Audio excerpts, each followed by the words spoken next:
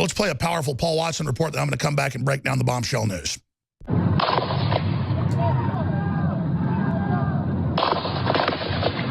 Steve Scalise and several other Republican lawmakers were shot by a deranged leftist gunman this morning. The shooter asked if the representatives were Democrats or Republicans before opening fire. Representative Mark Walker said the gunman, quote, was there to kill as many Republican members as possible. Before the shooter was named, I was smeared by the left for saying this was a terror attack carried out by an anti-Trump leftist radicalized by hysterical mainstream media propaganda. Oh, look, turns out it was a terror attack carried out by an anti-Trump leftist radicalized by hysterical mainstream media propaganda. He was a Bernie Sanders voter. He said Trump should be locked up for treason. He was obsessed with conspiracy theories about Russia interfering in the election. He loved The Daily Show, John Oliver, and Rachel Maddow. He literally said, quote, one of my favorite TV shows is The Rachel Maddow Show on MSNBC. So it was a terrorist attack targeting conservatives carried out by a deranged anti-Trump, Russian collusion-obsessed leftist. Yeah, gonna be hard for the mainstream media to spin that one, isn't it? Oh, but this guy on CNN says the shooter was just tired,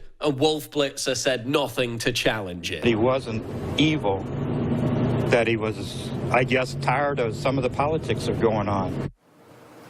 That's what we just heard. Give me a break. Can you imagine the freak out if an InfoWars fan tried to massacre a bunch of Democrats? Just like the Orlando massacre was Islamic terrorism, this was leftist terrorism. It's not about gun control. It's about a dominant culture that since before Trump was even elected has greased the skids for left-wing domestic terrorism. How many times have you heard me warn that the media, the left, and Hollywood's rampant anti-Trump hysteria was legitimizing violence against conservatives? Loretta Lynch talking about blood on the streets. They've marched.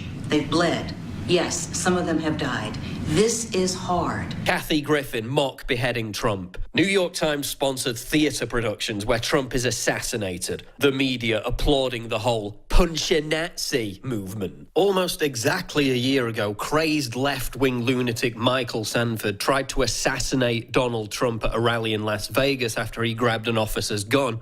And the media barely even reported on it. Celebrities envisioning anti-Trump violence over and over again. It's time to take some responsibility. This is your fault. What do you think's going to happen when you relentlessly signal to deranged crazies that Trump and his administration are committing treason and are illegitimate? This. Exactly this. This is the context in which the shooting took place. And guess what? Leftists were more outraged about me pointing out these facts than they were other leftists celebrating the congressman being shot.